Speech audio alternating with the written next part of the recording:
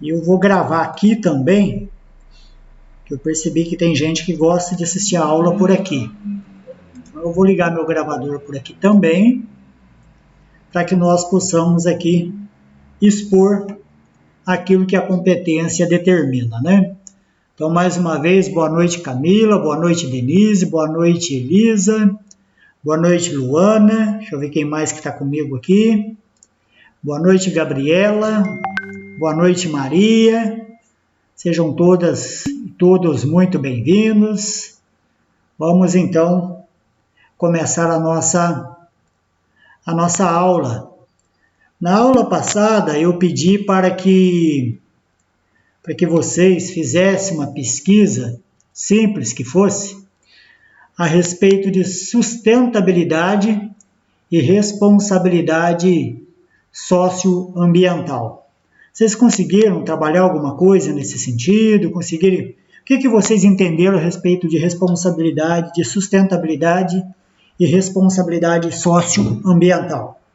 O que vocês chegaram? Alguém poderia compartilhar? Se chegou a alguma conclusão, o que entendeu. Se não quiser falar no microfone, pode deixar escrito no chat aí, só para a gente entender o que vocês entenderam a respeito do o que é sustentabilidade e o que é responsabilidade social. Por que esses dois termos estão inseridos dentro do contexto da competência de implantar um sistema de qualidade de vida no ambiente de trabalho?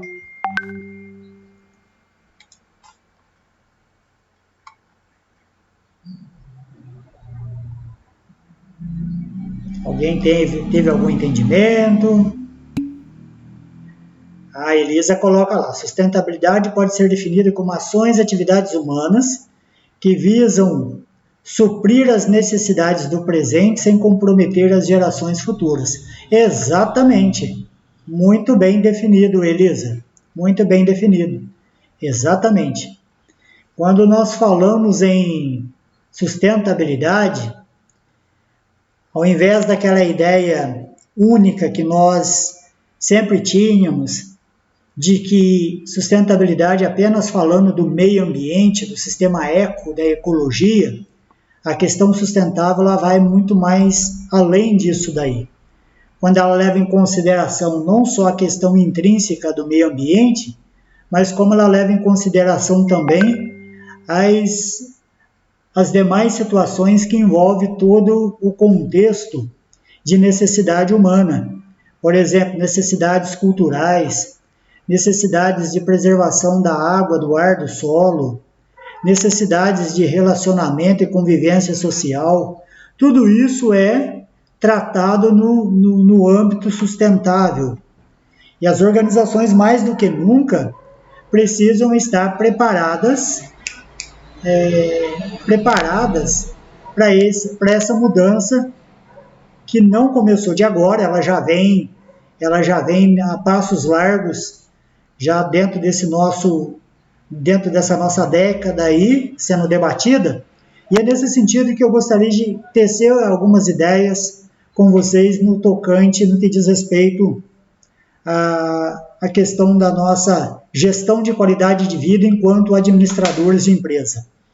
Outro fator fundamental, não sei se vocês conseguiram fazer uma definição aí, o que é responsabilidade social para vocês? O que ficou claro isso para vocês? O que vocês conseguiram entender a respeito de sua responsabilidade social?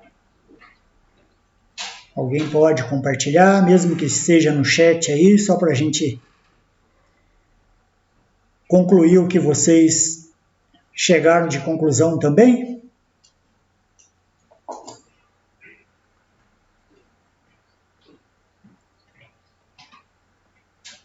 Alguém tem uma descrição, o que é responsabilidade social?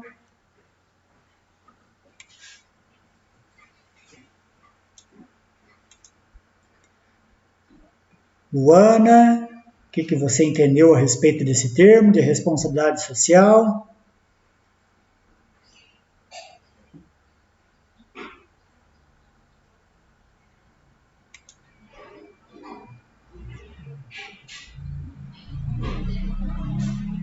Muito bem. Vamos construir então esse conhecimento a partir de algumas definições. Por que se fala tanto na questão da sustentabilidade e na questão da responsabilidade social? Porque uma praticamente está ligada à outra. É impossível ter um ambiente de trabalho saudável se essas vertentes, se essas ideias de sustentabilidade e de responsabilidade social não estiverem inseridas no contexto da organização. De primeiro momento, dá-se a entender que essa responsabilidade é empurrada a qualquer preço para a organização, mas nós vimos na aula passada que um trabalhador desmotivado, um trabalhador sem motivo para continuar na organização é um prejuízo tremendo, visto que as suas ações interferem diretamente no processo produtivo, nas tomadas de decisões, nos processos intrínsecos, enfim, tudo isso é importante levar em consideração. A Elisa, ela define aqui muito bem que responsabilidade socioambiental é a responsabilidade que uma empresa ou organização tem com a sociedade e com o meio ambiente, além das obrigações legais e econômicas. Perfeitamente. Isso mesmo. Então, uma empresa ela já começa errada quando ela começa atuando e não tem licenciamento ambiental para o seu funcionamento. Então, o primeiro ponto que precisa ficar bem claro, se essa empresa, segundo a deliberação normativa número 217, se ela está licenciada ambientalmente para que ela tenha os seus processos, as suas atividades funcionando de modo que não gerem para o meio aspectos, não gerem para o meio impactos ambientais. Por quê? Toda atividade de uma organização, o simples fato de imprimir uma folha de papel, isso já é um aspecto ambiental. A pergunta que se faz é o que eu vou fazer com essa folha de papel pós o seu uso, pós o seu prazo de validade em arquivo. Essas são perguntas latentes que precisam ficar martelando na cabeça das organizações, visto que nós estamos trabalhando com essa questão da sustentabilidade. Então, uma empresa, para começar certa, ela já precisa entender o seu papel como palavrinha difícil. Quando ela faz a manutenção do aspecto social da sociedade. Então, vamos lá, alguns aspectos importantes no que diz respeito a essa questão social. Primeiro aspecto, se nós olharmos, até vou compartilhar aqui com vocês, se nós olharmos com carinho, primeira coisa que a empresa ela precisa, a organização ela precisa ter essa visão, dela estar inserida no contexto social. O que é uma organização que está inserida no contexto social? Deixa eu só buscar aqui para vocês e compartilhar, de modo que vocês entendam aqui. Ó. Deixa eu compartilhar. Certo? Deixa eu buscar aqui. Aqui. Primeira coisa, toda empresa, segundo a Lei 8.000, não sei se apareceu para vocês, deixa eu aumentar aqui no zoom, para que vocês entendam isso. Aqui, ó. A Lei 8.213, do dia 24 de julho de 91, ela estabelece a questão da contratação de deficientes nas empresas. Então, como é que eu começo fazendo inclusão social? Obedecendo essa lei aqui.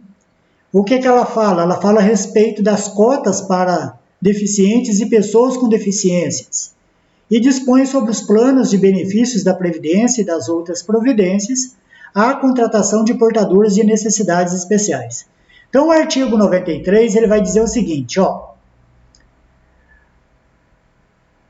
a empresa com 100 ou mais funcionários está obrigada, veja bem, ela não está facultada, ela está obrigada a preencher de 2 a 5% dos seus cargos com beneficiários reabilitados ou pessoas portadoras de deficiência na seguinte proporção. Quando ele fala de trabalhadores, de beneficiários reabilitados, é aquele que por um motivo de acidente de trabalho ou doença ocupacional, ficou por um determinado momento sendo auxiliado pela Previdência Social e, num dado momento, a Previdência resolveu reabilitá-lo, ou seja, fazer a sua integração novamente no mercado de trabalho.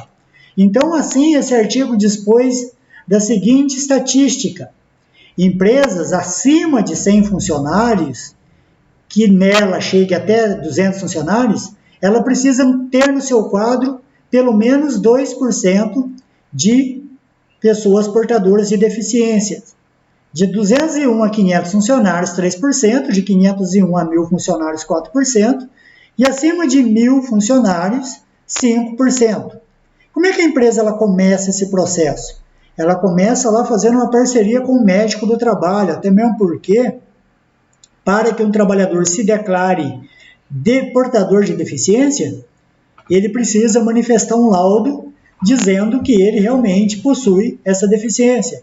Seja ela uma deficiência física, seja ela uma deficiência mental, tudo isso precisa ser amparado num laudo, porque a empresa tem como obrigação, na sua responsabilidade social, de fazer parte desse cenário, embora seja uma imposição legal, ou seja, existe embasamento legal para que as empresas estejam enquadradas dentro deste aspecto. Interessante lembrar que esse número começa a partir de 100 funcionários. Mas aí entra uma outra legislação que ela faz uma leitura mais profunda ainda dentro desse cenário de responsabilidade social. Porque aqui nós estamos falando de uma legislação brasileira mais amparada ali pela Previdência Social e aplicada para as organizações. Mas nós vamos perceber que existe outra legislação que ela vai dar embasamento, claro, para esse tipo de realidade. Que legislação é essa? Eu estou falando da SA 8000, que traduzida para o Brasil, ela foi traduzida no Brasil como NBR 16001. Mas antes de entrar nessa SA, eu gostaria de mostrar para vocês, que serão futuros administradores de empresa, que existem outros pontos que nós precisamos efetivamente estarmos atentos no que diz respeito à legislação, né? Principalmente dentro dessas questões sociais, naquilo que o artigo 7º da Constituição Federal prevê. Então, eu não posso ferir os princípios da Constituição Federal. Então, eu gostaria de mostrar para vocês, no momento da contratação, como é que a empresa ela começa a pensar em responsabilidade sustentável e como é que ela começa a pensar em responsabilidade social. Por que responsabilidade sustentável? Responsabilidade sustentável, sustentabilidade, conforme eu disse no início da minha fala, ele não está ligado simplesmente às questões ambientais, fauna, flora, né? Mas a amplitude disso daí, ele é bastante complexo. Exemplo, por que se constitui as favelas nos grandes centros ou até nas pequenas cidades? Porque houve uma propaganda muito forte a respeito do êxodo rural. Ou seja, o trabalhador rural ele foi convidado a ir para mudar para a cidade em busca de uma melhor qualidade de vida. Só que ele chegou lá na cidade, como ele não tinha capacitação plena, qualificação plena para ocupar aqueles cargos que estavam sendo ofertados, ele se viu obrigado a viver na marginalidade. Nessa marginalidade, ele ficou renegado à margem, conforme o próprio termo diz. Então foram obrigados a construir as favelas, morar na periferia sem nenhum tipo de apoio. E aí a gente tem a questão do impacto ambiental. Esgoto a céu aberto, impacto na saúde pública, o alto índice de criminalidade, enfim, tudo isso foi em consequência daquilo que nós enxergamos como falta de organização sustentável por parte das empresas, né? E também por parte do governo, por que não? Essa conta maior é do governo. Mas eu gostaria de compartilhar com vocês aqui como é que a empresa ela começa aplicando sustentabilidade e responsabilidade social. Deixa eu só descompartilhar essa tela aqui e compartilhar isso aqui com vocês. Ó, deixa eu parar aqui. Deixa eu compartilhar essa tela aqui. Vejam bem. Eu trouxe alguns artigos a nível de CLT. Deixa eu aumentar aqui o zoom, o foco, né? Para que vocês tenham visão. Então vejam bem, responsabilidade social. Olha lá o artigo 442 da Consolidação das Leis do Trabalho, né? A CLT. Ela começa dizendo lá que para fins de contratação, o empregador não exigirá do candidato a emprego comprovação de experiência prévia por tempo superior a 6 meses no mesmo tipo de atividade. Então alguém lá em 2008 já começou a pensar, olha, o impacto de exigir experiências por parte do empregado está gerando um desemprego exacerbado. Então vamos pensar na seguinte situação, vamos começar a atenuar isso daí. É óbvio que nós sabemos que a empresa ela trabalha dentro de determinadas condições. E que condições são essas? De que o trabalhador ele seja um trabalhador competente, que ele tenha conhecimento, que ele tenha habilidade, que ele tenha atitude, que ele tenha preparação para o cargo. Então, era muito comum, e ainda continua sendo comum, que algumas empresas, no seu cenário de trabalho, exijam dos seus trabalhadores 2 anos de experiência, 1 ano de experiência. Então, o legislador, lá em 2008, através dessa lei, ele falou, olha, vamos começar a equilibrar isso, a dar equidade nessa situação. Então, ele colocou lá, ó, não exigirá do candidato a emprego comprovação de experiência prévia por tempo superior a 6 meses no mesmo tipo de atividade. Porque eu saía de uma empresa, vamos só trazer isso como exemplo prático aqui. Eu saía de uma empresa como padeiro e ia entrar noutra empresa como padeiro, qual o sentido de exigir experiência de um sujeito que já na outra já tinha passado por experiência?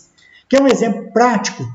Eu contrato um trabalhador, passo ele por experiência, certo? Faço com ele um contrato de experiência e de repente eu tenho que recontratá-lo. Qual que é o sentido de aplicar nesse trabalhador experiência de novo? Então foi nesse sentido que o legislador começou a pensar, dentro das suas articulações legais, um meio de dirimir essa questão de experiência dos trabalhadores, certo? O que mais que a CLT ela trouxe, aliás, esse artigo 2 do inciso 1 da Lei 9.029 de 95, constitui crime as seguintes práticas discriminatórias. Quais práticas são essas? A exigência de teste, exame, perícia, laudo, atestado, declaração ou qualquer outro procedimento relativo à esterilização ou estado de gravidez. Era muito comum, por exemplo, fazer entrevista com uma trabalhadora e exigir dela um laudo ou um exame que comprovasse a sua gravidez. Isso aí virou crime, então isso não pode mais. Qual que é a ideia? É a ideia de praticar responsabilidade social. Eu não posso discriminar uma pessoa, no caso aqui a mulher, por conta dessa questão dela não poder mais gerar filho ou pelo fato de gerar filhos, né? Então essa lei trouxe isso. O que mais que a legislação ela trouxe? É proibida a adoção de qualquer prática discriminatória e limitativa para efeito de acesso à relação de trabalho ou de sua manutenção por motivo de sexo, origem, raça, cor, estado civil, situação familiar, deficiência, reabilitação profissional, idade, entre outros. Ressalvadas, nesse caso, as hipóteses de proteção à criança e ao adolescente previsto no inciso 33 do artigo 7º da Constituição Federal. O que essa lei está dizendo? Olha, se nada desabona o trabalhador dele ocupar um cargo, então você não vai avaliar ele porque ele é preto, porque ele é branco, porque ele é feio, porque ele é bonito, porque ele é heterossexual, homossexual, nada disso. Eu não posso adotar nenhuma prática discriminatória nesse sentido. salvo dentro daquelas condições previstas dentro da própria proteção do trabalhador. Eu não posso também contratar um trabalhador que a atividade vai expô-lo a uma condição de risco. Exemplo, como que eu vou contratar uma pessoa de pele clara para trabalhar frente ao calor radiante? Eu estou expondo essa pessoa para uma condição de risco. Isso está muito claro. E isso também, gente, precisa ficar muito evidente no momento da contratação do trabalhador, lá no processo seletivo, onde efetivamente o profissional de administração participa, interagindo com o pessoal de RH, departamento pessoal e afins. Ou seja, eu preciso dar uma devolutiva para o trabalhador. Por que ele não foi selecionado para determinado cargo? Uma vez que a maioria dos cargos já deixam bem claro qual que é a necessidade da organização. Salvo isso, eu não posso ter nenhuma prática discriminatória, correto? O artigo 373, lá no inciso 9 e 11, lá da CLT, ele vai falar o seguinte: ressalvadas as disposições legais destinadas a corrigir as distorções que afetam o acesso da mulher ao mercado de trabalho e certas especificidades estabelecidas nos acordos trabalhistas, é vedado, ou seja, é proibido. Proibido o quê? Exigir atestado ou exame de qualquer natureza para comprovação de esterilidade ou gravidez na admissão ou permanência no emprego.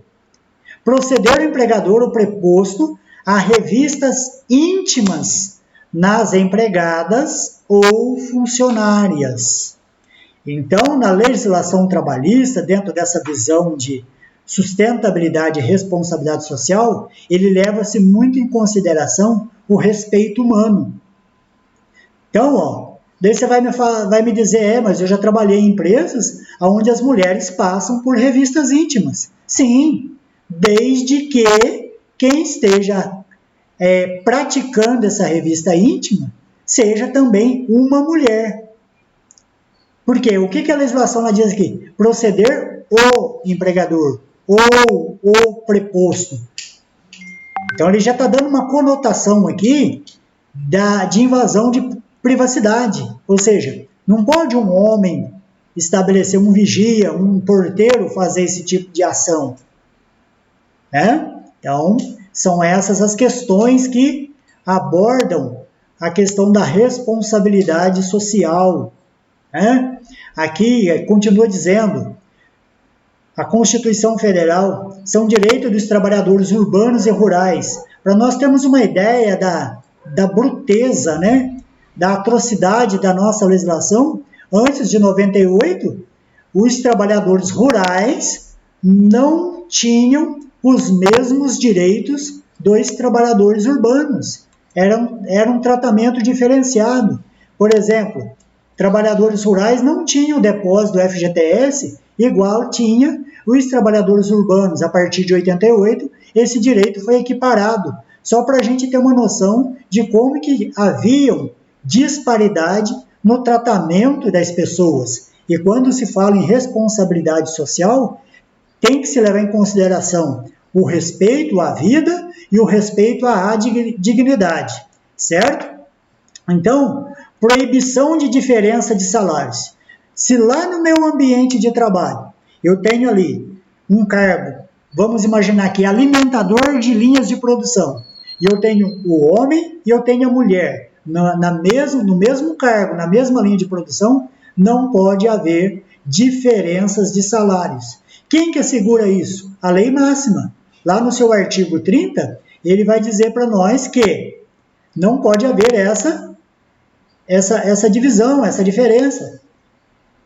Então, proibição de diferença de salários, de exercício de funções e de critério de admissão por motivo de sexo, idade, cor ou estado civil. Proibição de qualquer discriminação no tocante a salário e critérios de admissão do trabalhador portador de deficiência. Não é porque a pessoa ela é portadora de deficiência que você precisa atender aquela lei que eu mostrei lá, que ele vai ser submisso a uma condição desfavorável de trabalho, que ele vai ser colocado de qualquer maneira no seu ambiente de trabalho, haja visto que tem uma legislação Depois, se vocês quiserem, estudem ela mais a fundo, chamada NBR 9050. O que essa NBR ela trata? Ela trata das condições do ambiente onde você vai inserir um trabalhador com deficiência. O seu banheiro ele é adaptado para o portador de deficiência? As suas rampas, as suas escadas, elas são acessíveis, até mesmo porque é uma norma que trata de acessibilidade. Os seus bebedouros são adaptados de maneira que a pessoa com portador de deficiência, ela consiga fazer uso desse bebedouro, fazer uso dos refeitórios, dos sanitários, etc., de todas as dependências da empresa. A empresa possui, por exemplo, mecanismos de salvamento em situações de emergência, aonde o portador de deficiência ele é levado em primeiro lugar em consideração. Então, tudo isso, gente, isso é responsabilidade social, certo? Não é só aquela responsabilidade do discurso, mas aquela responsabilidade da prática. Vejamos, essa lei de 2014, observe que são legislações novas, não são tão antigas assim, define o crime de discriminação dos portadores do vírus da imunodeficiência humana, ou seja, HIV, e doentes de AIDS. Isso foi publicado lá em 2014. Então, porque uma pessoa é portadora, né, do vírus, ela não pode sofrer prática discriminatória, tanto no processo seletivo quanto dentro do seu ambiente de trabalho. Por quê? Porque nós estamos falando de responsabilidade socioambiental, certo? Então, isso aí a Dilma, lá na sua época, ela que colocou aqui, inclusive, que constitui crime punível com reclusão de 1 a 4 anos e multa as seguintes condutas discriminatórias contra o portador da HIV e o doente de AIDS em razão da sua condição de portador ou de doente. Então, o que leva o sujeito à cadeia, chega da cadeia? Recusar, procrastinar, ou seja, empurrar isso para frente, né? Cancelar ou segregar a inscrição ou impedir que permaneça como aluno em creche ou estabelecimento de ensino de qualquer curso ou grau, público ou privado, negar emprego ou trabalho, exonerar ou demitir do seu cargo ou emprego, segregar no ambiente de trabalho ou escolar. O que significa segregar, gente? Significa separar o sujeito, colocar ele num local separado para que ele não misture com os demais. Isso é prática discriminatória. Isso não é responsabilidade social e nem ambiental. Divulgar a condição do portador do HIV ou de doente de AIDS com o intuito de ofender-lhe a dignidade. Recusar ou retardar atendimento de saúde. Então, essa lei ela entrou em vigor justamente trazendo respaldo e seguridade para o portador de HIV. Ainda a respeito da proibição da revista íntima de funcionários no local de trabalho, né? A própria presidenta Dilma, na sua época de gestão, ela publicou a Lei 13.271, que reza a respeito do assunto. Então, isso aqui gera multa, gente, né? As empresas privadas, os órgãos e entidades de administração pública, direta e indireta, ficam proibidos de adotar qualquer prática de revista íntima de suas funcionárias e de clientes do sexo feminino. O que ela está coibindo? Ela está coibindo a lei do abuso. Por quê? Porque ao empregador, ele é dado a liberdade e o poder diretivo. Isso está muito bem claro lá no artigo 2 da CLT. Mas esse poder diretivo, ele não é pleno e nem amplo. Ele não pode ferir o princípio da dignidade humana. Então, aqui no artigo 2, ela vai dizer o seguinte: pelo não cumprimento do artigo 1º, ficam os infratores sujeitos a, primeiro, multa de R$20 mil ao empregador, revertida aos órgãos de proteção dos direitos da mulher, multa em dobro do valor estipulado, ou seja, vai para 40 mil em caso de reincidência, independentemente da indenização por danos morais e materiais e sanções de ordem penal. Ou seja, o sujeito corre o risco de ser preso, corre o risco de pagar a multa a esses órgãos de proteção dos direitos da mulher e ainda corre o risco de ser multado no caso de danos morais, que não são baratos, conforme disse, quem vai arbitrar isso aí, quem vai fazer a arbitragem desses danos aí é a própria vítima. Vocês estão entendendo a minha linguagem, gente? Dúvidas, vai me brecando aí que eu disparo aqui e vou que vou, né? Igual o Carlão quando está dando aula. Muito bem, Denise. Estão compreendendo aí, gente? Então vamos lá. Maravilha, vamos tocando o barco aqui. Deixa eu... Olha lá. O artigo número 1 da portaria do Ministério do Trabalho. Isso do ano de 2007. O que ele está dizendo aqui? Ó?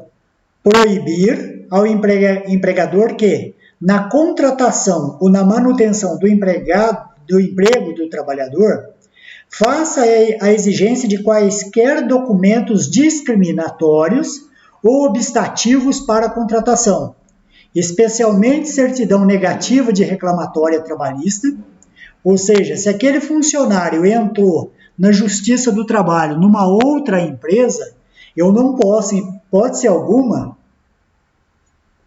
fazer que na minha empresa ele apresente essa certidão. Não posso.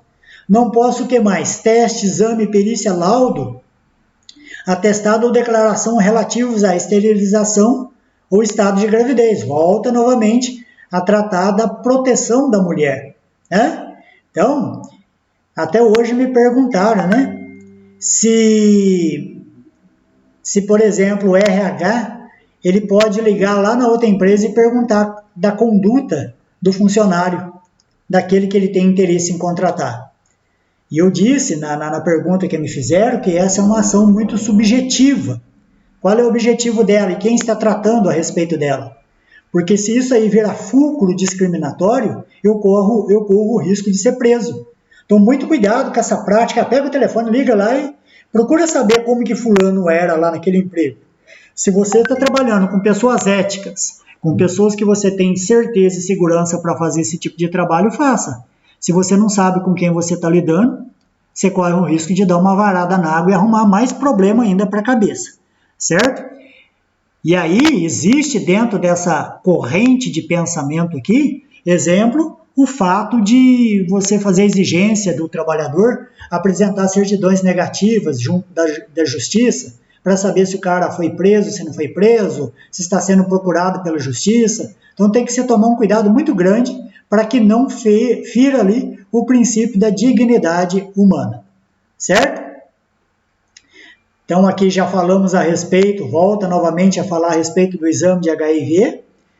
Então essas práticas, gente, o pessoal que vai trabalhar ali no momento da contratação, ele precisa ficar muito atento. Quer ver uma coisa que as pessoas erram a mão no momento, eu não sei se vocês estão trabalhando essa questão com o Rodrigo, né? Processo seletivo, folha de pagamento, etc, etc. Alguns aspectos precisam ficar muito ciente entre empresa e funcionário. Primeiro aspecto. Um dos primeiros documentos que entra para dentro da empresa é a CTPS, a Carteira de Trabalho e Carteira de Trabalho e Previdência Social. Então eu estava explicando hoje à tarde para os meus alunos que estão fazendo o curso de assistente de departamento pessoal comigo, como que funciona esse processo, né? Primeiro que a empresa ela tem 48 horas para devolver essa carteira. Quem que diz a respeito disso? O artigo 53 da CLT. Existe uma precedente normativa número 98 que ela diz o seguinte: quem assim não o faz deverá pagar, ou seja, indenizar o trabalhador no valor de um salário por dia. Aliás, valor de um dia trabalhado. Desculpe, não é o salário por dia não. Valor de um dia trabalhado. Como assim? Vamos imaginar um trabalhador que ganhe R$3.000 por mês, certo? Se a empresa cai nesse dolo, nesse caso, o que ela vai ter que fazer? Ela vai ter que pagar R$100 por dia de atraso na entrega da carteira. Deixa eu perguntar para vocês, isso nunca aconteceu com vocês não, né? De trabalhar numa empresa, a empresa devolver sua carteira só depois de 15 dias? Já aconteceu com vocês isso ou não? Eita lasqueira, hein, Elisa? Se você deu risada, é porque você já passou por esse processo, né? Gente, eu conheço empresa que ela devolveu a carteira do trabalhador. Aí, ó, o Marcelo falando que ele recebeu a dele depois de um mês. Se o Marcelo invoca com a empresa, ele aplica a precedente 98, você levava aí um salário daquele que você ganha, né, Marcelo? Vamos imaginar que você ganha 5 pratas por mês, né? Então, por atraso por dia. Então, esse atraso por dia conferia para você um dia de serviço trabalhado aí. Isso é muito sério, viu, gente? E ainda, que é pior, já vi isso acontecer. A empresa perder a carteira de trabalho do trabalhador. Gente, aí é pior, sabe por quê? Porque vamos imaginar que, na pior das hipóteses, esse trabalhador, ele vai mudar de serviço, ele vai estar noutra empresa e, por conseguinte, ele não consegue entrar noutra empresa. Pois é, você vai ter que indenizar esse trabalhador até que a situação seja regularizada. Isso nós chamamos de punição por lucro cessante. E detalhe, viu? O trabalhador não precisa nem provar que ele está tendo prejuízo. O simples fato dele não ter a sua carteira de trabalho em mãos já é suficiente para que a empresa o indenize. Gente, 48 horas, devolva a carteira para o trabalhador, pelo amor de Deus. E com cópia de recibo. Não entregue simplesmente, aqui sua carteira, aqui fulano. Amanhã, se abençoado perde, ele vai falar que quem perdeu foi você. Pois bem, tá o rolo arrumado aí. Então, tudo precisa gerar contraprova. Recebeu a carteira do trabalhador, fez o preenchimento dela. E detalhe, no curso da carteira, pelo amor de Deus, não queira colocar lá na carteira nada que desabone o empregado. Ele pode ter sido a pior merda no ambiente de trabalho. Nada de fazer nenhuma anotação que gere a ele algum constrangimento lá no mercado lá fora. Você fazer uma besteira dessa, você está lascado, você vai ter que indenizar ele moralmente. É complicado isso. Essa regra, gente, ela não se aplica para a modalidade que está vindo muito firme aí, que chama-se carteira de trabalho digital, certo? Porque daí a comunicação já é direta com o e-social e não há o que se dizer em termos de carteira física, certo?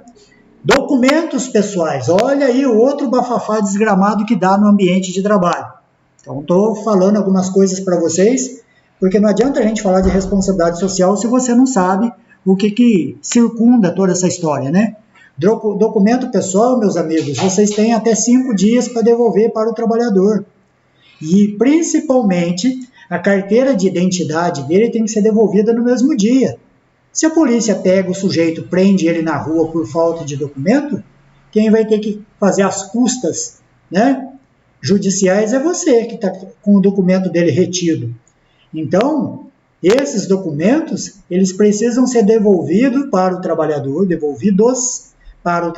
no prazo de até 5 dias. Faça a anotação que precisa ser feita, evite questão de fotocópia, isso também não é permitido, certo?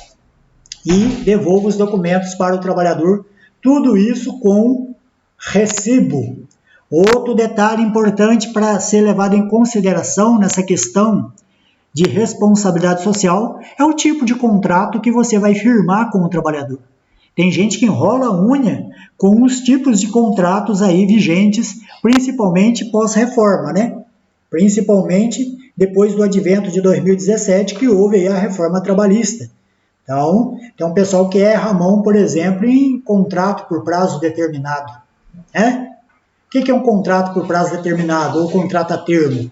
É aquele que já está muito bem claro quando é que inicia e quando é que termina esse contrato. Pois bem, só que esse tipo de contrato de trabalho, ele tem prazo de prescrição. Ou seja, se ele ultrapassar 2 anos, ele deixou de ser um contrato por prazo determinado e passou a ser um contrato por prazo indeterminado. Ou seja, aí ele vai ter outros direitos, é outra vertente de acerto e etc, e etc. Então vamos lá, Camila Barbosa fala aqui. Professor, explica de novo essa parte que você falou sobre a empresa precisar dos seus documentos pessoais. Perfeitamente, Camila. Eu disse que quando a empresa, e na verdade ela vai precisar desses documentos no processo admissional, né, para ela fazer lançamento ali na sua base de dados, carteira de identidade, CPF, certidão de casamento e por aí afora vai. Tudo isso que vocês já devem ter visto com o Rodrigo. O Rodrigo já passou isso por vocês ou não? Às vezes eu estou aqui passando o carro na frente dos bois, eu preciso tomar cuidado com isso para não bater cabeça com o meu amigo Luiz Rodrigo. Mas eu estou falando dentro de uma vertente de responsabilidade social. Ah, é Carlão. E aí é papa, hein? Aí o homem manja. Mas eu não estou aqui dividindo com ele aquilo que ele já passou. Eu estou falando no âmbito social. Vocês me entendem, né? Então, Camila, nesse sentido aí, no processo admissional, é notório que a empresa vai precisar dos documentos do trabalhador para que ela faça todo o lançamento em sistema. O que ela não pode é ficar com os documentos do trabalhador. E a legislação é clara até em dizer que nem fotocópia pode ficar a dispor da empresa. Ou seja, você tirar uma cópia e ficar arquivando esse tipo de documento. Por quê? Porque isso é algo privativo do funcionário. O máximo que você faz é preencher e alimentar o sistema e devolver isso para o trabalhador, exigindo dele o recibo da devolução dos documentos. Certo? Compreendeu agora, Camila? Eu não posso reter nenhum documento de funcionário. Ah, coitado do funcionário, 15 dias o CPF dele não está comigo ainda. Né? Ah, coitado do funcionário, passou um mês e ainda tem documento dele preso comigo, certidão de nascimento dos filhos, certidão de casamento e etc, etc. Nada disso. 5 dias é o prazo máximo para você fazer e devolver essa documentação para o trabalhador. Perfeito? Maravilha. Precisando, bate aí na tela aí que a gente volta novamente. Tem problema não. Certo? E então eu estava explicando para vocês também, dentro da questão da responsabilidade social, gente, o tipo de contrato que você vai celebrar para não dar tiro no pé. Né? Cuidado para você não fazer um contrato com o trabalhador. Às vezes a gente quer ajudar o trabalhador. Uma coisa que a gente precisa ter muito ciente, gente, é uma palavra chamada assertividade. No meio profissional, ela é uma palavra cada vez mais rara. O que é ser uma pessoa assertiva? Quando ela tem que dizer sim, ela diz sim. Quando ela tem que dizer não, ela diz não. Certo? Cuidado para não comprar gato por lebre. Esse negócio de ajudar os outros, olha, muitas das vezes o preço sai caro. Cuidado com quem você está ajudando. O meu conselho nessa vida nossa profissional é: ajude quem quer ser ajudado. É simples assim. Esse negócio de botar um currículo debaixo do braço e falar assim, não, eu vou levar lá para o meu amigo. Tá, mas você conhece direitinho o teu amigo? Porque esse teu amigo ele pode queimar o teu filme lá dentro da empresa. Ah, eu preciso ajudar a pessoa. Não, essa pessoa é a pessoa corretíssima, a pessoa que realmente está precisando. Perfeitamente. Faça a sua missão de cristão. Vai lá, ajuda o sujeito, dá um apoio, faça isso, realmente. Agora, se você não conhece ou se conhece a índole da pessoa, cuidado para você não tornar uma vítima também. Tem um ditado muito propício para essa nossa fala aqui. Quem adota um miserável normalmente morre no lugar dele, presta atenção. Então, cuidado com isso. Por que eu estou falando isso? Tem um exemplo de um amigo meu, que ele arrumou um rapaz para carpir, não sei se eu contei essa história para vocês ou para outra turma, para carpir um terreno dele que mal cabia uma vaca com o rabo esticado. Mas enfim, era o quintal do cara, ele foi lá fazer uma ação social. E o camarada foi lá e carpiu e começou a chorar as pitangas para ele. Não, porque eu estou depressivo, porque eu estou pensando em suicidar, porque não tem emprego, porque não tem salário. E ele ficou condoído com a história do rapaz e falou o seguinte para o rapaz, não, fica tranquilo então, que eu tenho aqui essas... Não ia pintar agora não, mas já que você está nessa situação, pinta para mim essa grade aqui, esse portão, eu dou um dinheirinho para você e vamos tocando a vida. Coitado do rapaz foi lá, fez empréstimo, comprou tinta, comprou material e entregou na mão dele para pintar. Chegou de tarde, quando esse rapaz voltou do serviço, o camarada estava lá já apresentando o resultado do serviço. Eu falei, vem cá para você ver a pintura que eu fiz. O meu amigo, quando viu aquela pintura, o discurso dele para o rapaz foi assim, rapaz do céu, se eu soubesse, tinha deixado de se suicidar. Que bosta de serviço que você fez. Tinha tinta escorrida para o muro, tinha tinta escorrida para todo quanto é canto. Enfim, essas coisas acontecem no ambiente de trabalho, né? Então, assim, por que eu estou chamando atenção nessa historinha? Tem um tipo de contrato de trabalho chamado contrato de trabalho eventual. O que é um contrato de trabalho eventual, gente? Você quer dar um apoio moral, às vezes, para a pessoa, e vamos imaginar que você tem uma empresa e você tem um jardim, né? Então, eventualmente, a pessoa pode ir lá e prestar serviço para você sem gerar vínculo empregatício, certo? Você não tem obrigação com ela de fechamento de folha, de férias, 13º, por quê? Porque é um trabalho considerado trabalho eventual, ou seja, esse trabalhador ele pode prestar esse tipo de serviço para várias empresas. Mas o que eu chamo atenção aqui? O que eu chamo atenção nesse sentido aqui? Dos dois tipos de contrato de trabalho, tanto determinado quanto trabalho eventual. Contrato por trabalho tempo determinado, gente, você só vai fazer ele se a tua atividade não tenha uma atividade semelhante a quem você está contratando. Deixa eu trocar isso em miúdos. Vamos imaginar, você tem ali um serviço de manutenção elétrica. A sua empresa ela produz biscoito. A função fim da sua empresa é produzir biscoito, certo? Tem nada a ver com manutenção elétrica. Então, tranquilamente você pode fazer a contratação de um trabalho ou eventual ou por prazo determinado de uma empresa que vai lá prestar esse tipo de serviço. O que não pode no contrato de prazo determinado é você contratar uma empresa, o trabalhador, para fazer as atividades que a sua empresa faz costumeiramente. Exemplo, se a minha empresa ela produz biscoito, eu tenho lá uma pessoa que põe a mão na massa e produz o biscoito, qual é o sentido de justificar para a justiça de um trabalhador que vai estar lá por prazo determinado fazendo biscoito também? Não cola, chega a dar pano para manga, entendeu? E o trabalhador eventual, você tem que tomar cuidado com isso também. Se você vai lá, contrata uma pessoa eventualmente para ir lá uma vez ou outra ajudar a fazer biscoito, ou seja, ele está desempenhando uma atividade semelhante àquela do fazedor de biscoito. Isso pode gerar vínculo empregatício. Cuidado com isso, tá? A gente precisa fazer responsabilidade social, mas precisa fazer com inteligência, entendendo todo o aspecto legal. Por isso que eu gosto de trabalhar dentro dessa visão legal, para que as pessoas não façam besteira no processo aí. Não sei se vocês me compreendem. E outro aspecto importante também a se levar em consideração é cuidado com a responsabilidade solidária, né? Eu contratei uma pessoa lá para fazer um trabalho eventual.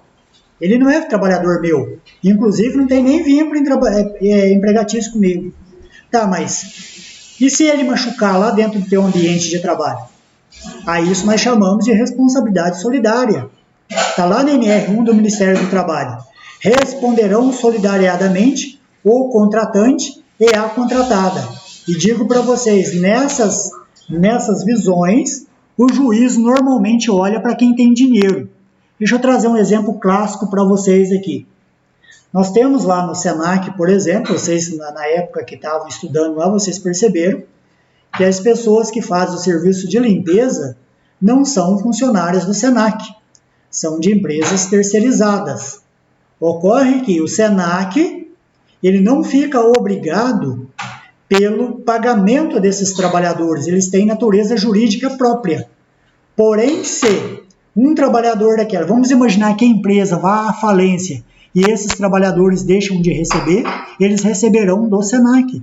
Se acontecer um acidente de trabalho, responderá solidariamente o Senac e a empresa que os contratou, certo? Então isso aqui, gente, somente para fazer um adendo dentro daquilo que nós estamos trabalhando com responsabilidade socioambiental. Além de ter que trabalhar ambientalmente correto, respeitando não só a natureza, mas também a questão social, certo? Nesse sentido, tudo bem para vocês, gente? Tá tranquilo? Se não entender, para aí que eu volto a repetir novamente. tá? Vamos lá. Estamos com 12 pessoas, ó. 12 pessoas na plateia, que coisa linda, é? A Elisa diz que está ok. Pessoal, tudo bem para vocês? Ok. Muito bem. Nesse sentido, gente, deixa eu compartilhar aqui com vocês que a gente precisa olhar no entorno e perceber que nós não somos regidos somente por um tipo de normatização ou legislação que diz a respeito desse assunto de responsabilidade social. Nós temos a lei magna nossa, a nossa legislação máxima, que é a Constituição Federal. O que ela vai dizer para nós lá no seu artigo 7º? Deixa eu mostrar alguns aspectos para que vocês tenham entendimento do que é a tratativa de fazer responsabilidade social. Não se trata de um favor da empresa, se trata, acima de tudo, de uma obrigatoriedade. Deixa eu compartilhar aqui com vocês. Vamos lá. Onde é que eu estou? Estou aqui. Vê se apareceu para vocês aí. Deixa eu dar um zoom maior aqui. Apareceu para vocês aí, gente? Sim?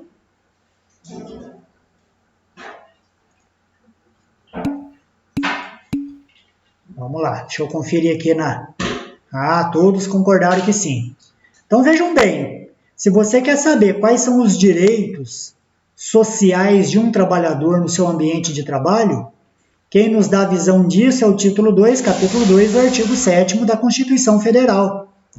Por quê? Porque ele traz dentro da sua compliance de legislação alguns aspectos que fazem notório dentro dessa questão. Primeiro, ele abre o preâmbulo da legislação dizendo que são direitos dos trabalhadores urbanos e rurais, além de outros que visem a melhoria da sua condição social. E aqui ele vai elencar vários artigos, né, vários incisos, aliás, que diz respeito dessa condição social. Ele vai falar da relação de emprego protegida contra despedida arbitrária ou sem justa causa, nos termos de lei complementar que preverá indenização compensatória. Por isso que quando uma pessoa ela é demitida sem justa causa, ela tem lá as suas indenizações a serem quitadas, porque quem previu isso foi o artigo 7º da Constituição Federal. Vai falar do seguro-desemprego, do fundo de garantia que todos os meses a empresa é obrigada a depositar para os seus trabalhadores lá 8% na conta vinculada do trabalhador. Quem que assegurou esse direito? A Constituição Federal, né? Salário mínimo fixado em lei nacionalmente unificado, capaz de atender às necessidades vitais e básicas. Isso aqui, quando eu leio isso aqui, eu não sei se eu choro, eu não sei se eu rio. Por quê? Como que o salário mínimo garante, né, gente, as necessidades básicas de um trabalhador? Nesse ponto aqui, a nossa legislação está muito defasada, né? Quanto que está um aluguel hoje, por mais barato que seja na cidade de Pouso Alegre, né? Como que um trabalhador com salário mínimo vai dar conta de atender às suas necessidades básicas? É por isso que dentro desse conflito, existe aí os sindicatos da categoria e os sindicatos dos trabalhadores, né? Para prever aí os acordos e as convenções coletivas. Fala, poxa vida, faturando o que você fatura aí, você não pode pagar um salário mínimo para o seu trabalhador nem tossindo. Por quê? Porque ele não consegue atender aqui, ó, as suas necessidades vitais básicas, né? Quais necessidades que ele diz respeito aqui? Moradia, alimentação, educação, saúde, lazer, vestuário, higiene, transporte e previdência social, com reajustes periódicos que lhe preserve o poder aquisitivo, sendo vedada sua vinculação para qualquer fim. Então, ó, essa parte da legislação aqui na Constituição Federal precisava ser revista, né? Piso salarial, irredutibilidade do salário. O que ele está dizendo? Ó, você não pode reduzir o salário do rapaz, não. Ou seja, eu tinha um cargo aí que o camarada ganhava R$2.000 e de repente o serviço dele começa a brandar, ficar mais tranquilo. Aí vem o bonito lá e fala assim, não, vamos reduzir esse salário aí, porque agora você não trabalha tanto. Se isso não for disposto, não tiver um dispositivo em convenção, um acordo coletivo, a empresa por si só não pode. Certo, gente? A não ser alguns fatores que já fazem parte das rotinas. Tipo, o que vocês acham? Deixa eu perguntar aí para vocês que estão na sala do lado de lá. Um gerente, um líder, ele pode pleitear a hora extra para ele? Ele pode reivindicar isso? O que vocês acham?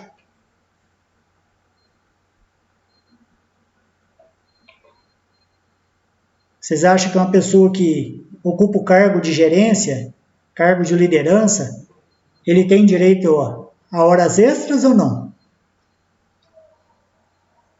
O que vocês acham, gente? Chacoalha a tela aí para eu ver. Tudo bem, Camila. Muito bem, Marcelo. Não. Por quê? Isso lá já deixa muito bem claro, lá na CLT, que é facultado a empresa pagar adicional de hora extra ou não para esse tipo de trabalhador, visto que ele pode agir em causa própria. O que seria agir em causa própria? Ele próprio pode determinar, hoje eu preciso fazer 2 horas extras, amanhã também eu preciso. Enfim, acabo que defendendo uma causa própria. Então, nesse sentido, o legislador trouxe aí um respaldo jurídico para a empresa, certo? Então, vamos dar sequência aqui só para nós concluirmos essa parte aqui, ó. Garantia de salário nunca inferior ao mínimo. Nós temos um tipo de contrato de trabalho chamado contrato de trabalho intermitente. Esse tipo de contrato ele passou a vigorar a partir do advento da reforma trabalhista do ano de 2017. O que é um contrato de trabalho intermitente? Eu posso trabalhar 2 horas para uma empresa, 3 horas para outra, enfim, eu não fico amarrado a um empregador, desde que, nesse tipo de contrato, o empresário me avise com antecedência de 24 horas que vai precisar da minha mão de obra. O que leva em consideração aqui dentro disso que eu estou discutindo com vocês? É que se lá dentro daquele tipo de atividade, um trabalhador ganha R$2.000, o valor da minha hora precisa ser equiparado ao valor da hora de quem ganha R$2.000. Não sei se vocês me entendem. E esse trabalhador de contrato de trabalho intermitente, ele tem direito também férias, 13º, repouso semanal remunerado, tudo isso faz parte dentro dessa visão aqui, certo? 13º salário. O pessoal tem uma mania de falar, as fake news aí, o governo está estudando tirar o 13º salário do povo. Não sei se vocês já ouviram essa prosa aí. Isso aqui é humanamente impossível, gente. Ninguém pode ferir o princípio da Constituição Federal. Isso aqui é imutável, né? Além de que, quem paga 13º não está dando nenhum bônus para o trabalhador. Acontece que a nossa folha de pagamento tem mês que ela fecha com 30 dias, tem um mês do ano que ela fecha com 28 dias, e os meses que são feitos de 31 dias. Então, esse 13º, ou seja, esse 13º mês, é uma forma do empregador compensar aquilo que eu já perdi. Vocês entenderam isso? Então, ele vai falando aqui que existem regras. Remuneração do trabalho noturno superior à do diurno. Outra regra do adicional noturno. Vocês sabem quanto que varia o adicional noturno de um trabalhador? Adicional noturno de um trabalhador urbano, ele precisa ganhar 20% em cima dessa hora noturna, que compreende das 22 às 5 da manhã, né? Às 6 da manhã? 6 ou 5? 22 e 5, certo? Para o trabalhador rural, 25% no valor da hora noturna, que compreende das 22 às 6 da manhã, certo? Então, isso aqui já é garantido na Constituição Federal. Né? O que mais que essa Constituição Federal fala? Ela vai falando aqui de salário família, né? Duração do trabalho normal de 8 horas e 44 horas semanais, né? Tem alguns dispositivos na reforma aí que trazem essa redução de trabalho, como é o tipo do trabalho intermitente, mas ninguém pode ferir esse princípio aqui absoluto. Repouso semanal remunerado, preferencialmente aos domingos. Pensa lá nos camaradas dentro dessa visão social, pensando na visão social, quem trabalha em supermercado. Por isso que o supermercado precisa ter escala de revezamento, escala de jornada de trabalho. Pelo menos um descanso do trabalhador precisa coincidir com o domingo. Por quê? Porque a previsão do legislador é que nesse aí é o momento dele curtir a vida com a família, né? Então, repouso semanal remunerado. Remuneração do serviço extraordinário superior no mínimo a 50%.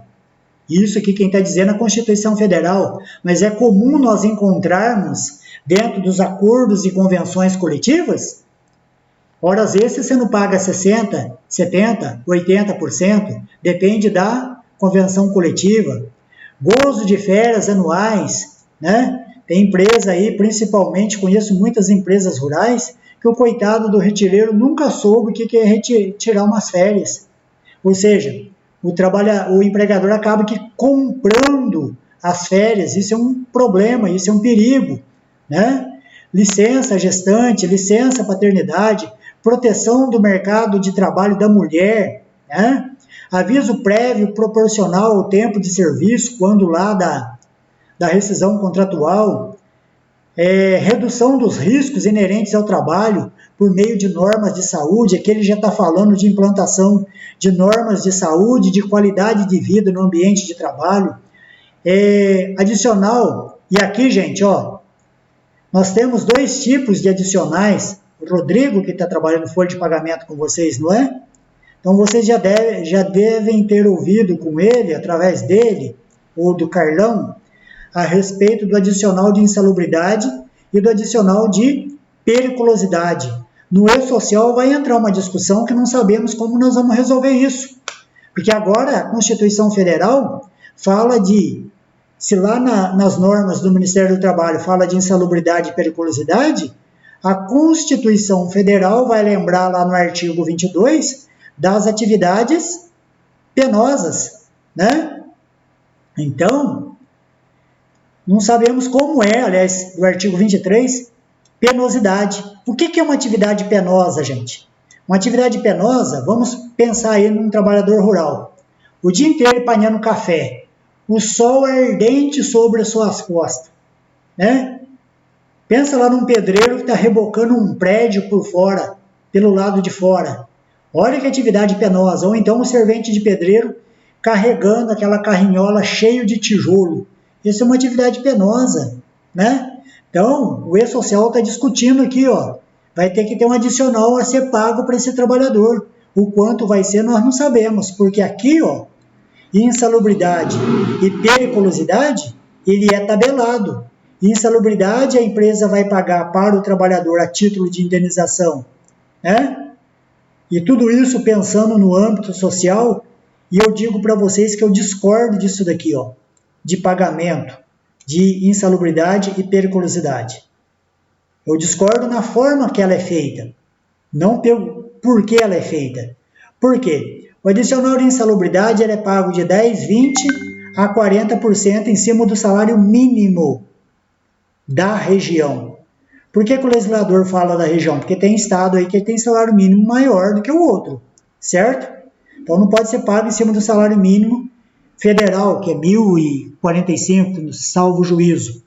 Então, ó, 10% em cima do salário mínimo, 20% em cima do salário mínimo ou 40% em cima do salário mínimo. Aqui não. Periculosidade ele vai pagar em cima de uma única alíquota, em cima de 30% do salário base. Por que eu sou contra esses adicionais na forma que eles são?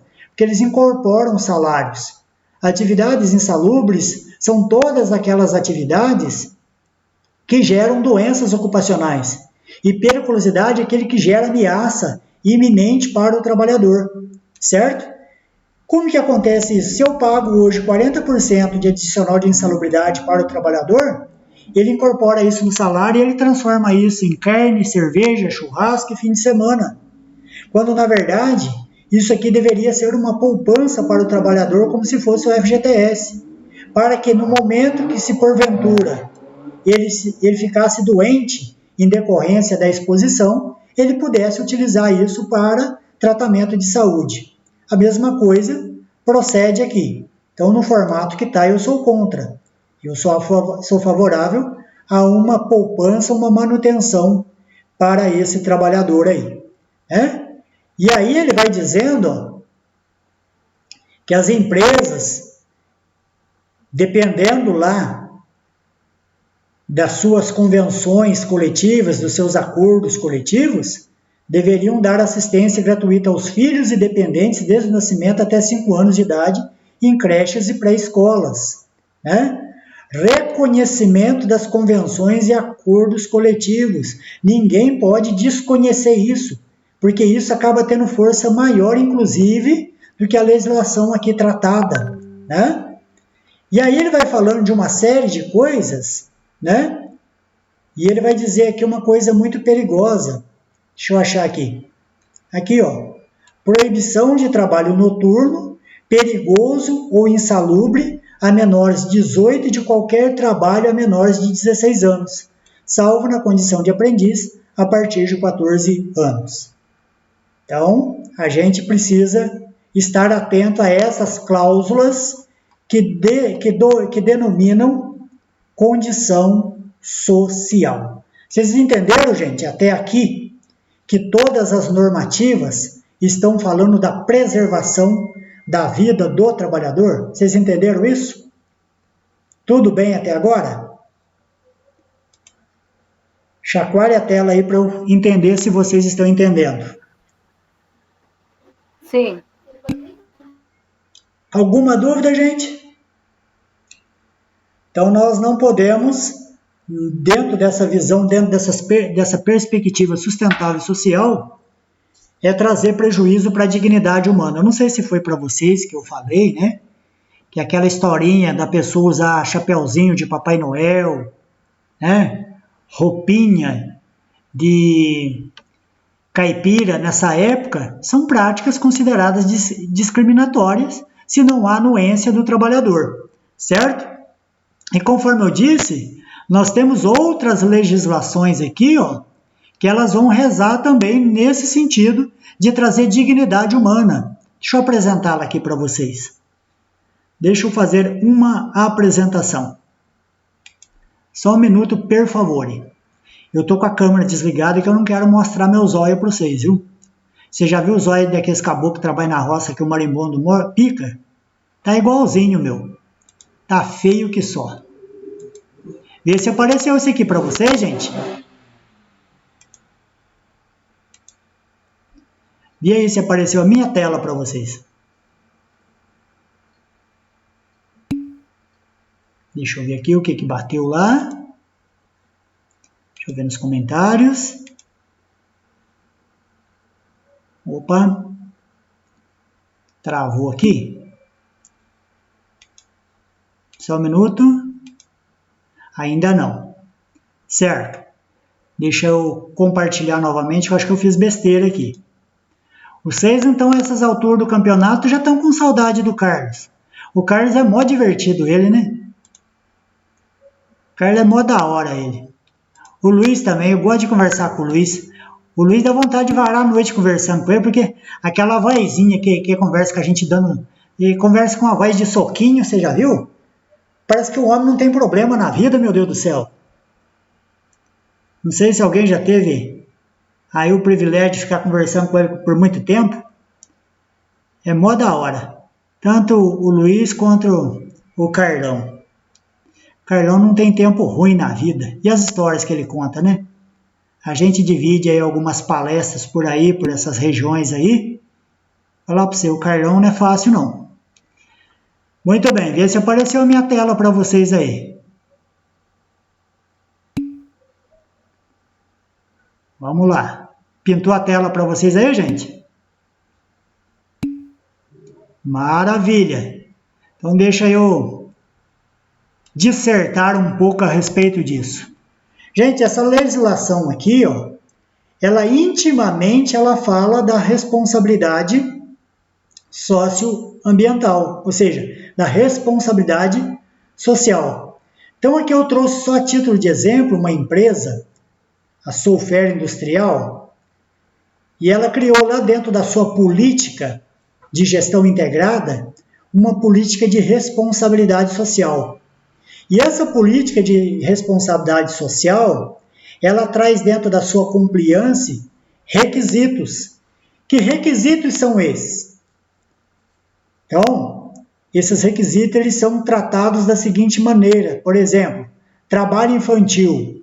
A empresa não deve utilizar nem apoiar a utilização de trabalho infantil. E, se ocorrer, deve desenvolver ações de reparação para estas crianças. No caso do Brasil, a idade mínima é de 14 anos, nos termos da Constituição Federal em vigor, exceto na condição de menor aprendiz. Então, a primeira coisa que ela combate é o trabalho infantil. O que mais que ela faz menção dentro do seu requisito? Trabalho forçado. Trabalho forçado, a empresa não deve, de forma alguma, estar envolvida ou apoiar a utilização de trabalho forçado. Os trabalhadores não podem ter seus documentos retidos, serem obrigados a fazer depósitos financeiros como condição para a contratação, ou mesmo ser obrigados a trabalhar ou permanecerem trabalhando para a empresa devido a qualquer tipo de dívida para com ela. Isso é trabalho forçado. Por quê? Lá na folha de pagamento só poderão ser descontados aqueles débitos do trabalhador que fazem jus ao desconto, salvo se lá no contrato de trabalho o trabalhador autoriza a empresa a descontar alguma coisa que dele venha a fazer usufruto. Deixa eu exemplificar isso melhor. Eu trabalho numa empresa que ela produz arroz. Se eu quiser pegar alguns pacotes de arroz e levar lá para casa, está evidente, claro, para a justiça que eu vou fazer uso disso para consumo próprio, né? Então eu preciso tomar cuidado com esse tipo de desconto que eu faço em folha de pagamento para não ficar evidente ali que eu estou trabalhando com trabalho forçado, né? Inclusive, me veio à memória agora, empresas que por força de convenção, um acordo coletivo, têm que dar o cartão Vale Alimentação. Precisa deixar bem claro para o trabalhador que ele não pode gastar esse cartão com produtos de limpeza, com bebidas alcoólicas e nem com cigarro. Tem uma legislação própria que fala a respeito disso, certo? Simbora que as empresas entregam o cartão e falam aqui, meu filho, se vira aí, compra o que você bem quiser e esquece de nós aqui, né? Então, veja bem o que ela está dizendo a respeito do quesito do trabalho forçado. E aí ela vai provocar o pessoal da saúde e segurança do trabalho. A empresa deve proporcionar um ambiente de trabalho seguro e saudável, que inclua acesso à água potável. A empresa aí disponibilizando uma caneca e botando água para todo mundo, né? Banheiros e dormitórios limpos, equipamentos de segurança necessários e treinamento para o seu uso, tomando medidas cabíveis à prevenção de acidentes e danos à saúde ocupacional e de seus funcionários. Nesse sentido aqui, a norma regulamentadora número 24, ela traz dentro do seu contexto como que tem que ser a condição de higiene e conforto dos trabalhadores dentro do ambiente de trabalho. Faz tratativas relativas a dormitórios, a cozinha, a banheiro, enfim, de uma forma bastante completa. Outro requisito que ele trata como responsabilidade social é o próprio meio ambiente. A empresa deve atender a toda a legislação ambiental vigente e aplicável, às suas atividades em respeito ao meio ambiente, tanto em suas instalações como instalações, aqui no caso dessa empresa como exemplo aqui. Então ele faz a visão do meio ambiente. Quem que é meu meio ambiente? É o ambiente onde eu estou inserido, conforme definiu muito bem aí a Elisa, né? Elisa mesmo? Deixa eu ver se não estou errando o nome, porque senão, deixa eu olhar aqui. Elisa mesmo. Não, a gente ainda acaba errando o nome da pessoa e a pessoa fica magoada com a gente, né? Mas ela precisa ter essa previsibilidade. O que é meio ambiente? A minha vizinhança é meu meio ambiente. Então a chaminé que sai da minha empresa, ela não pode perturbar o meu vizinho. O ruído que eu produzo dentro da minha empresa, isso é responsabilidade social. Eu não posso tirar o sono da minha vizinhança, né? O esgoto que eu lanço do meu processo produtivo, ele precisa ser tratado. Ele não pode trazer prejuízo para a minha vizinhança. Então, tudo isso são tratativas da responsabilidade social.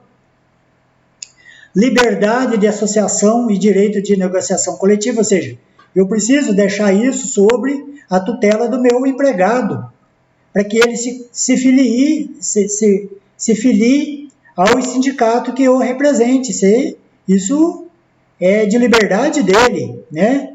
A empresa não deve ser permitido nenhum tipo de discriminação de representantes sindicais ou dessas associações de trabalhadores, o impedimento do acesso de representantes dos trabalhadores a quaisquer de seus funcionários. O que mais que ela visa? A questão da discriminação. A empresa não se deve envolver ou apoiar discriminação por idade, raça, classe social, nacionalidade, religião, deficiência física ou mental, sexo, orientação sexual, associação a sindicatos ou afiliação política. Também não deve permitir comportamento, inclusive gestos, linguagem e contato físico que seja sexualmente coercitivo, ameaçador, abusivo ou explorativo. Quer ver um negócio que dá rolo pra caramba? Colocar apelido nos outros no ambiente de trabalho é o que mais tem, né, gente? O chão de fábrica nosso é permeado por apelidos. Se a pessoa levar isso a juízo, ou seja, se ela não estiver de acordo com isso a própria empresa ela vai responder em juízo por prática discriminatória. Assim se sucede pela questão da opção sexual, assim se sucede pela questão da cor da pele, pela nacionalidade, por religião. E olha que entrave que as empresas têm aqui, né? Por isso que o processo seletivo, gente, ele começa, eu sempre digo aí no setor de RH, que aquilo que começa errado é impossível terminar certo. Vamos imaginar como que vocês comportariam, agora eu quero ouvir vocês. Tem uma vaga de emprego lá, e aí a pessoa, o candidato, no momento da entrevista, ele se declara, me fugiu o nome da religião agora, gente. Tá, vamos lá. Adventista do sétimo dia, certo? O adventista, ele tem por praxe, né, que o sábado é sagrado para ele. Estou certo ou estou errado? Só que a sua atividade, ela vai de segunda a sábado. Sai dessa situação agora. Não está claro para nós que nós não podemos discriminar a pessoa pela sua religiosidade? Uma vez que você não deixou claro lá no seu processo seletivo, lá na sua entrevista de trabalho, você vai começar a ter problema com esse candidato aqui, ó. Quando você postou a vaga, quando você divulgou a vaga, você já deveria ter deixado claro, nossa empresa trabalha de segunda a sábado. Para que o candidato, no momento que ele ingresse, lá no momento da entrevista, você possa colocar essa situação da empresa, tá? Olha, filha, infelizmente, não será possível o cargo do trabalho, não por questão de discriminação. É que, por prática, nós trabalhamos de segunda a sábado. Não para só por aí, quando diz respeito à religião. Tem alguns meios evangélicos, né? Principalmente os pentecostais, que nós temos os não pentecostais, os neopentecostais e os pentecostais. Tem alguns pentecostais, por exemplo, que a mulher não pode usar calça comprida em hipótese alguma. Como que você vai colocar essa mulher para trabalhar numa linha de produção onde a calça é um EPI? Então, precisa tomar cuidado e deixar bem claro no momento da contratação que isso não é uma discriminação. Isto é uma proteção. Certo, gente? Ficou claro isso para vocês? Muito bem. Deixa eu seguir aqui então para fechar meu raciocínio. Práticas disciplinares. A empresa não deve permitir a utilização de práticas de punição corporal, mental, coerção física ou abuso verbal em relação aos funcionários. Do que ele está falando? Do autoritarismo. Cuidado com isso, isso aí pode virar um crime de assédio moral, né? Práticas de punição corporal, ou seja, torturar as pessoas. E torturar não significa bater não, viu, gente? Peça para a pessoa carregar um peso cuja qual ela não dá conta. A legislação estabelece lá na CLT o peso permitido para um trabalhador e isso já está em revisão. Ela diz que um trabalhador ele pode carregar até no máximo 60 quilos. Aí vem uma outra norma muito mais protetiva e preventiva, que é a NIOSH, diz que um trabalhador pode carregar sem trazer prejuízo para a sua saúde 23,8 quilos. No caso dos homens, para as mulheres, pode ser a partir de 15 quilos, mas desde que não comprometa a sua saúde. Então, punição corporal não está só lá dar na cara do sujeito, não. Punição corporal é submeter o trabalhador numa condição onde o seu corpo vai sentir. Alguém bateu na tela aqui, deixa eu ver. Se nós temos um questionamento. Está o chicote, né, Marcelo? Então, precisa ficar atento em relação a isso. O que mais que ele traz aqui, ó?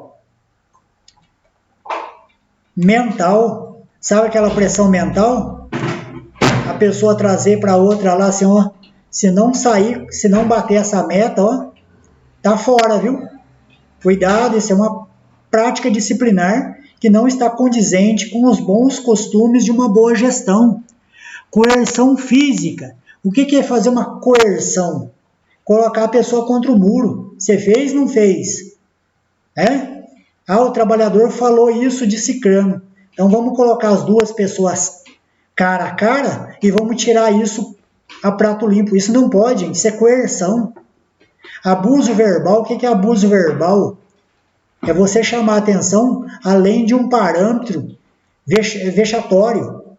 Abuso verbal significa gritar com o funcionário. Alguém de vocês já teve a experiência de ter colegas ou vocês já trabalharam com empregadores que têm essa prática? O sujeito não fala com a gente, ele berra, ele grita. Ainda faz questão de todo mundo saber que ele está gritando. Isso não pode, gente, isso é discriminação. A SAL 8000 proíbe isso, certo? Então, estou trazendo para vocês aí esses entendimentos, porque vocês serão futuros empregadores, futuros patrões, e vocês sabem como que funciona a questão das normativas, né? Abuso verbal em relação aos funcionários, chama o funcionário de apelido, faz conotação, né? Discriminatória. Esse funcionário, eu tinha um patrão, gente, que ele fazia questão dos funcionários saber. Ele falava, fulano não serve nem para fazer sabão. O meu entendimento é assim, se não serve nem para fazer sabão, demita. Mas não precisa ficar humilhando o pobre do trabalhador, né? E essa prática aqui também, ela tem duas posições, viu? Ela funciona na horizontal e ela funciona na vertical, viu? O empregado que fica o tempo inteiro zoando, zombando do seu patrão, ele também pode ser punido referente a esse tipo de atitude. O dano moral, ele não faz uma visão somente na horizontal, ele faz uma visão também na vertical. Como que um funcionário ele pode pressionar o seu patrão? Fazendo a cabeça dos outros, para não ir trabalhar num feriado, por exemplo. Fazendo a cabeça dos outros, para os outros não fazer hora extra, isso é pressão. Então não pode, tem que ter um meio termo aí, certo? Deixa eu ver aqui. Isso, Elisa. Assédio moral. Isso mesmo. Muito bem. Deixa eu concluir meu pensamento aqui. Horário de trabalho, né? A empresa não deve permitir que os funcionários tenham uma jornada de trabalho superior a 44 horas semanais. Isso ele falando dessa empresa dele, porque isso é estipulado dentro da política interna, né, gente? Cada empresa ela tem ali o seu quadro de horário, mas ela não pode tornar esse trabalho fatigante, estressante, cansativo.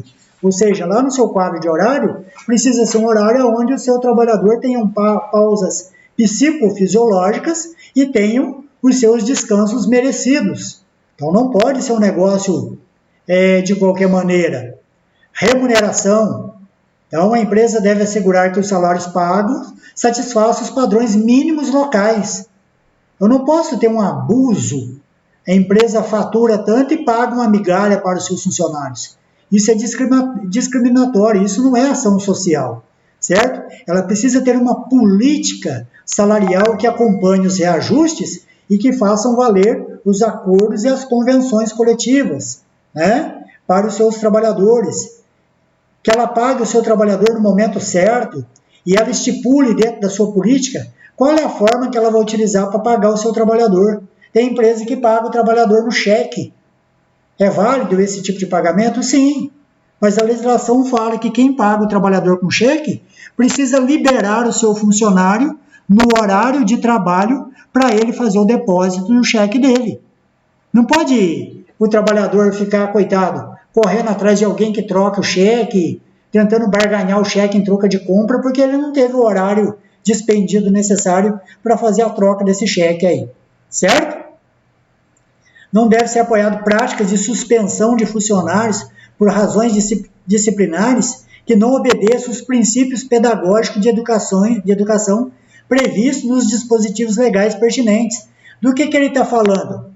Olha, em primeiro lugar, você dá uma advertência verbal para o seu trabalhador, em segundo lugar, dá uma escrita, e pode até então dar uma suspensão, desde que essa suspensão ela não seja arbitrária, abusiva. Ou seja, eu posso dispensar meu trabalhador até 30 dias, dar uma suspensão para ele. Acima disso, não, isso aí já passa a ser prática abusiva, certo? Sistema de gestão e etc, etc. Vocês entenderam aonde é que a SA, e quando nós temos essa intitulação de legislação, gente, ela pode perfeitamente ser aplicada no cenário trabalhista. Por quê? Porque todas elas nasceram do âmbito jurídico, apoiado inclusive por organismos internacionais. Que organismos são esses? A OIT, por exemplo, Organização Internacional do Trabalho. A Organização Mundial da Saúde, por exemplo, que diz a respeito dos parâmetros que visam a questão da saúde, não só da saúde pública, como da saúde privada dentro dos empreendimentos. Tá claro para vocês a nossa discussão de hoje, gente? Tudo bem para vocês?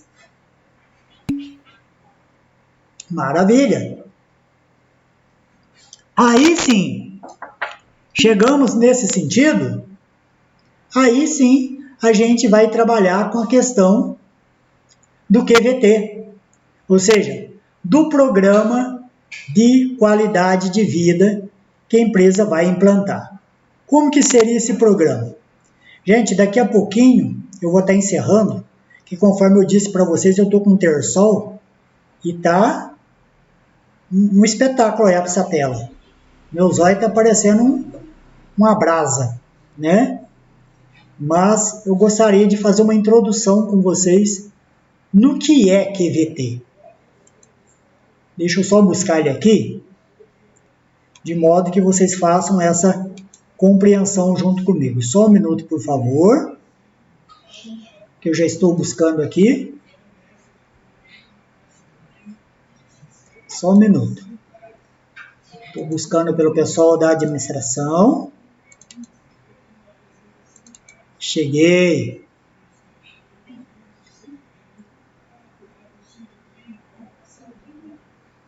Só um minutinho.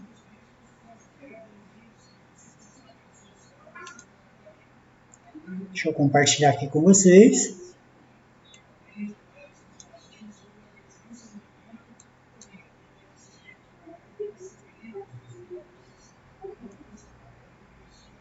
Vamos lá.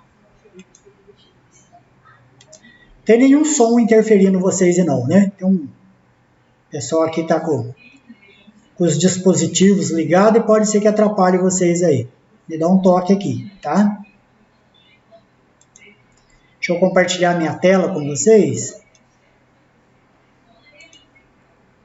Tá aqui, ó.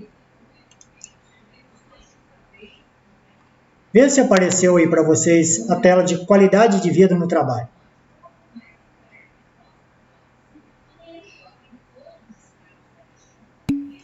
Sim?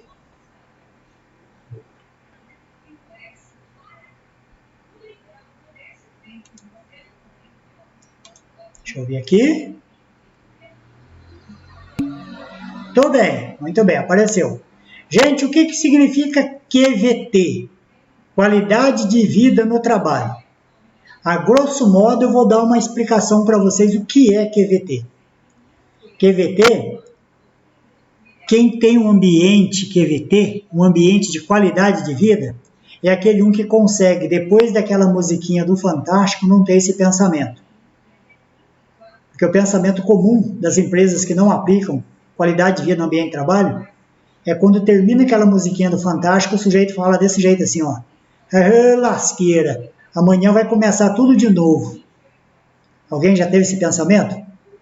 Se teve, é que seu ambiente precisa rever a questão do que significa qualidade de vida. Né? Por quê? O que significa QVT, na sua essência de ser? Deixa eu buscar aqui. Qualidade de vida, gente, é sentir muito prazer e pouco incômodo em trabalhar, sendo reconhecido e valorizado. O que tortura o trabalhador no ambiente de trabalho? A própria palavra trabalho. Porque a palavra trabalho, ela vem do latim e ela significa tripalharum. Tripalharum era um movimento de tortura. Então a gente ainda vê o trabalho como uma tortura. E se esse ambiente ele não for prazeroso, saudável, a segunda-feira da gente vira uma depressão. Por quê? É segunda-feira que as coisas começam, ou seja, a gente não tem prazer de estar naquele ambiente. Chegar com satisfação e quando sair se sentir provavelmente cansado, mas em quase 100% dos dias, realizado e agradecido. É natural que o trabalho traga canseira, é natural que o trabalho traga desafios e adversidades, mas quando você sai dele com um princípio de gratidão, isso significa que esse ambiente tem qualidade de vida nele. Você trabalhar com disposição, alegria, sentindo que é útil e que o seu trabalho é valorizado pela chefia. Então esse é um trabalho onde se pode dizer que existe qualidade de vida inserida dentro do seu contexto. De uma forma genérica, qualidade de vida no ambiente de trabalho é isso. Então, por favor, anote aí, quem está com lápis ou com caneta, ou no próprio computador, ou em algum lugar que você julgue necessário, anote para mim esta informação.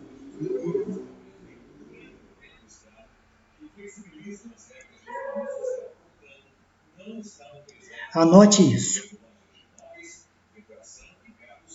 Deixa eu parar aqui meu compartilhamento.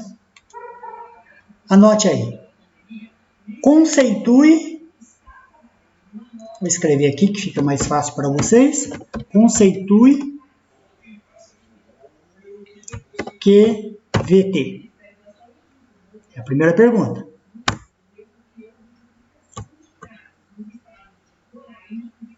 Cite uma empresa que aplica o programa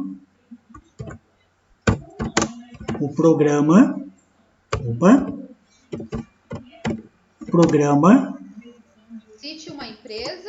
Isso, estou até escrevendo para vocês aqui. Cite uma empresa que aplica o programa de qualidade de vida,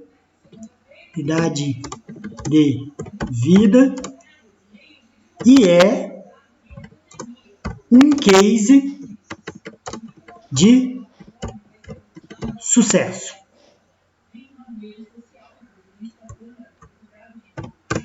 Tá aí, ó. Escrevi para vocês aí. Terceira pergunta. Quais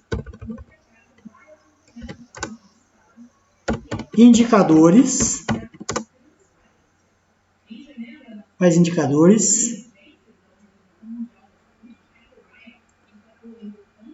que expõem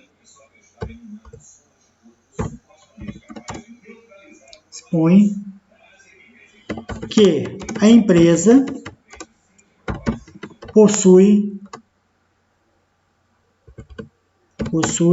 um programa de qualidade de vida. O que é?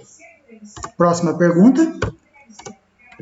O que é absenteísmo?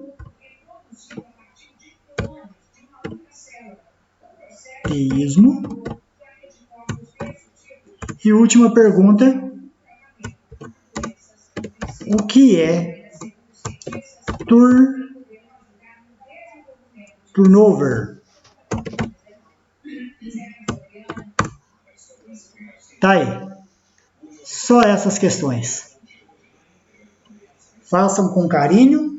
Na próxima aula nós nos encontraremos e debateremos a respeito desse assunto aí. Certo? Tá tudo bem para vocês? Eu ia um pouco mais avante, mas meu olho não aguentou, gente. Próxima aula nossa, provavelmente semana que vem. Até mesmo porque essa semana é uma semana curta, né, gente? Nós vamos até quarta só. Dada aí que dia 11 é feriado, né? E dia 12 eles liberaram para vocês beijar na boca, né? Aos homens aí compra bombom para as mulheres. As mulheres também compram aí uma garrafa de vinho para os seus namores aí. E vida que segue. Não, comer bombom não dá problema com Covid não, Diego. Pode ir firminho aí, só baixar a máscara e vai fundo. Muito bem. Gente, que Deus abençoe vocês. Nos encontraremos na próxima oportunidade. Respondam isso direitinho. Antes, porém, deixa eu fazer a chamada aqui, de modo que eu não me perca aqui. Só um minutinho para eu abrir aqui a chamada.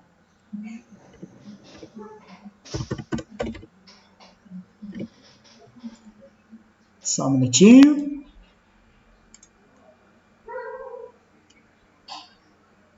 Ó, estamos com 13 pessoas na sala. Deixa eu abrir meu sistema aqui e fazer uma presença de vocês aqui.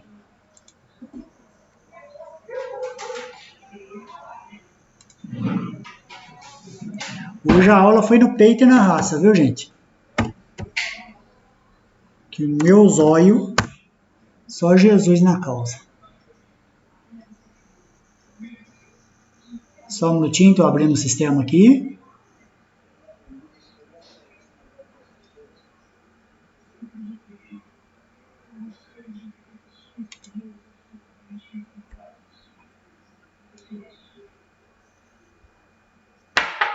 Muito bem. Área do professor.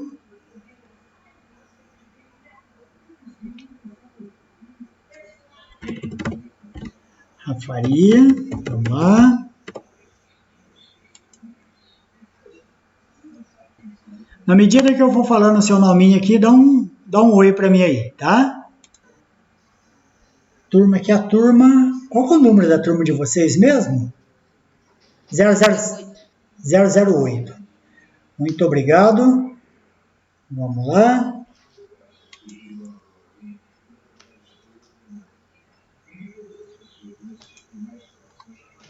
Próxima aula está marcada para o dia 15/6, apareceu aqui no calendário, viu, gente? 15/6. Lembrando que depois também eu estou aqui gravando essa aula para vocês e vocês recebem lá no WhatsApp, tá bem?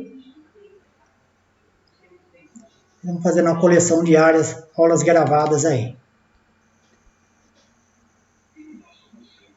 Só um minutinho, ele está abrindo aqui.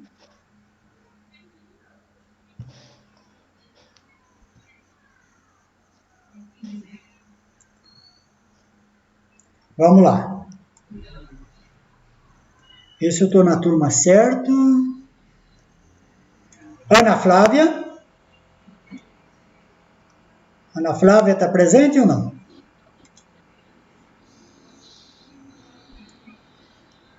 Bruno Gomes. Camila Barbosa, eu sei que está por aí. Claudineia Ribeiro. Está por aí ou não? Oi. Oi. Claudineia está. Daiane Cecília está por aí? Depois, gente, se não responder por aqui, pode deixar no chat ou então manda lá no WhatsApp. Ó, eu estava presente lá, viu? Denise. Presente. Diego Danto. Deixa eu ver, do jeito que bateu o pontinho ali. Diego presente. Ah, muito bem. Deixa eu voltar para cá. Diego está presente. Elisa está presente. Emerson. Emerson presente. Gabriela Albertina. Está presente, bateu ali porque tá. Gabriele Rosa. Deixa eu dar uma olhada. Tem que voltar para o chat aqui. Ah, Gabriele tá. Perfeito, Gabriele. Deixa eu voltar aqui. Gabriele. Gisele. Ah, nós temos Gabriela e Gabriele. Quem está presente é a Gabriele, né? A Gabriela está presente ou não? Gabriele. Ah, as duas estão. Muito bem. Muito bem. Deixa eu dar presença para vocês. Gisele. Gisele está por aí? Gustavo Henrique. Isadora. Isadora está por aí? Jaciene. Presente. Jennifer. Jordânia. Júlia Souza. Luana Monteiro. Luiz Felipe. Marcelo, sei que Marcelo Aparecido. Presente. Marcelo Henrique.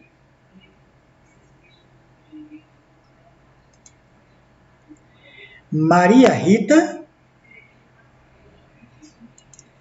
Marine. Matheus Henrique. Rejane de Cássia.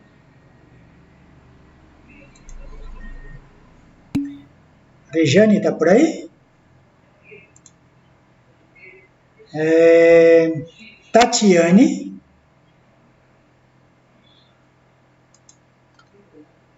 E é isso. Deixa eu ver quem que pediu presença ali. A Rejane presente, Luana presente, Jaciene presente, perfeito. Muito bom. Ok. Deixa eu só encerrar meu processo aqui.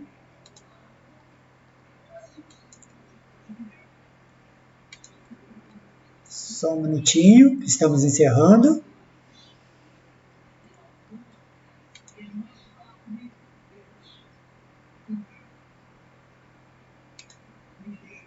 Vou compartilhar um negocinho com vocês. Só um minutinho para nós encerrarmos aqui. Ó, dá uma olhada para vocês verem nisso daqui, vê se consegue enxergar aí.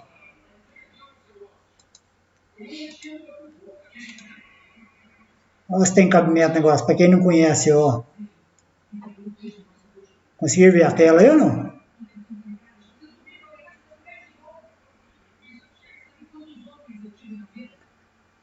Vê se tem condição, um cenário desse. Apareceu minha tela para vocês? Sim. Então não é muito fácil não, gente com zóio só, estamos firminho aqui na luta. Mas de qualquer maneira, que Deus os abençoe, uma noite abençoada para vocês, vou ficando por aqui que vou dar uma trabalhada com esse zóio agora. Dia 15 estaremos aí, respondam essas questõezinhas e vamos tocando nossa vida aqui, viu gente? Prazer de ter estado com vocês aqui nessa noite, que Deus os abençoe.